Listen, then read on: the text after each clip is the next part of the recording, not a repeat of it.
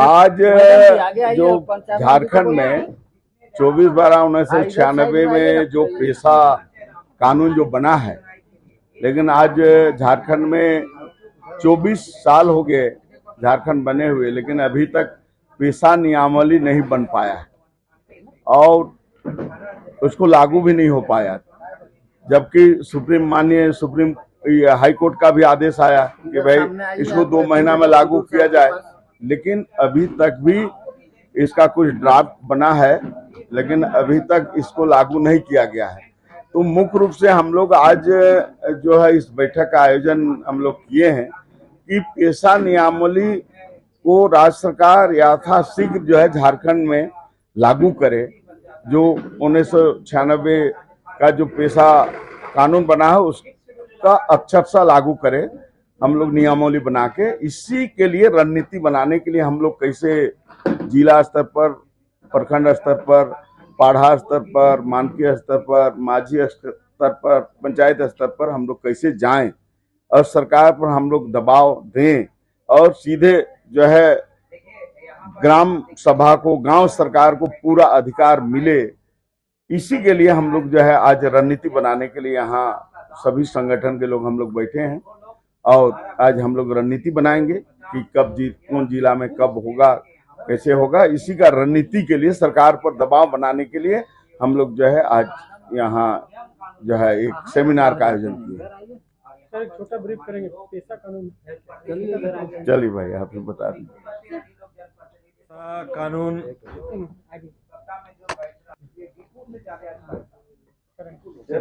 पेशा कानून 1996 एक्रोनिम है, संक्षिप्त रूप है। इसको पूर्ण रूप से कहेंगे the provision of the panchayat extension to schedule area act 1996। यह भूरिया कमेटी की अनुशंसा के बाद 24 दिसंबर 1996 को राष्ट्रपति के कंसेंट के बाद यह कानून भारत देश में आया और इस कानून के मुताबिक 1 साल के भीतर जो भी इस कानून से प्रभावित होने वाले कानून थे, जो पंचायत बंद थे, जो अनुसूचित क्षेत्र पे चल रहे थे, अगर उसमें कोई संशोधन या कोई कार्रवाई नहीं होता तो वह सारे कानून स्वतः समाप्त हो जाएंगे, ऐसी बात कही गई थी। और राज्य विधानमंडल को यह निर्देश था कि पेशा कानून 1996 की धारा 4 के तहत जितने भी प्रावधान दिए गए हैं उसको नियमावली बनाकर सभी शेड्यूल एरिया पर लागू किया जाना था। अभी वर्तमान में अनुसूची 5 वाले 8 क्षेत्र पे राज्यों पर यह लागू हो चुका है नियमावली बनकर। उड़ीसा में नियमावली तैयार है, कभी भी लागू हो सकता है।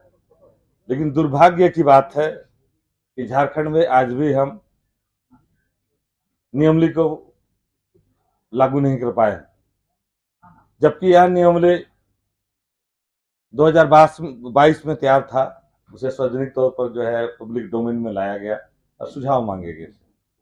सुझाव भी मिला था, उसके फाइनल प्रारूप भी तैयार हो गए थे और इसको प्रभावित करने वाले इस नियमावली से 14 विभाग के कानून, अलग अलग राजस्व विभाग के है, वन कानून है, आपका CNTSPT एक्ट, बहुत सारे एक्ट है। तो उन विभागों से मंतव्य भी प्राप्त हो गया, साथ में विधि विभाग से भी मंतव्य प्राप्त हो गया था और एडवोकेट जनरल से भी मंतव्य प्राप्त होकर जो है या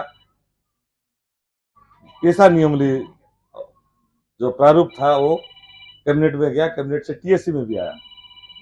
ट्राइबल एडवाइजरी काउंसिल में कुछ माननीय विधायकों ने यह कहकर ऑब्जेक्शन किया कि नहीं, यह नियमावली पेशा के तहत होने चाहिए, ये बोलकर उस पर जो है आपका रोक लगा दिया और कानून ठंडे बस्ते पर चला गया। उसके बाद जुलाई 2024 में हाई कोर्ट का एक परमादेश आया कि नियमावली बना के 2 महीना के अंदर पे लागू करना है। जुलाई के बाद इलेक्शन नवंबर में हुआ, तब तक बीच में बहुत समय था। सरकार चाहती तो इसे लागू कर सकती थी बनाकर, बट सरकार ने जानबूझकर ऐसे प्रयास नहीं किया। क्योंकि अब सरकार बदल गया, इस बीच में नियमावली में बहुत सारे बदलाव आ गए तो पुनः पुराना प्रक्रिया पे जाएगा। तो कहीं न कहीं हम लोग आज के बैठक में ये भी कोशिश करेंगे कि जो आपसी आदिवासियों पे जो है विवाद है वो एक रूपता है। जैसे कि आपका इधर में पंडरा के आगे में कोई जमीन का जो दखल बयानी हुआ था, तो लोग अपने आप 25,000 से ज्यादा लोग आ गए। लेकिन जब आपका सीएनटी एक्ट का संशोधन हुआ था रघुवर सरकार के दरमियान में, वो करोड़ों लोगों को प्रभावित करता था, लेकिन धारणा में कितने लोग आए थे? 500 लोग आए थे। तो ये जागरूकता की कमी है और कहीं न कहीं आदिवासियों पर एक कमी देखी गई है कि आदिवासी शायद अपने संगठन के लिए या अपने व्यक्तिगत स्वार्थ के लिए लड़ रहे हैं, इसीलिए शायद आपका जो है एकजुटता नहीं हो रही। तो आज का बैठक में हम लोग प्रयास करेंगे कि ये लड़ाई जो है पेशा नियमावली को लागू करने के लिए चर्चा हो कि कैसे लागू हो। ये लड़ाई जो है आज की चर्चा जो है या ना हो कि कौन खराब है कौन अच्छा है, ये हटाकर जो है कैसे लागू किया जाए, इस पर हम लोग चर्चा करेंगे और सरकार पर जो दबाव बनाएंगे कि 28 साल हो गया है 1996 के बाद, और जो पारंपरिक ग्राम सभाओं को जो धार्मिक, सांस्कृतिक, आर्थिक और भी बहुत तरह के संवैधानिक अधिकार प्राप्त होने थे, अभी तक प्राप्त नहीं हुए। उनके प्राप्त हो जाने से यहाँ स्वशासन व्यवस्था लागू हो जाएगा और जल जगह जमीन जो छीने जा रहे हैं या छीने गए हैं, उस जमीनों को वापसी करने का अधिकार उनको मिल जाएगा। जमीन अधिग्रहण से पहले स्वसम्मति या उनके बिना अनुमति के आप जमीन नहीं ले सके, उनके पावर मिल जाएगा। साथ साथ उनको न्यायिक शक्ति भी दी जा रही है।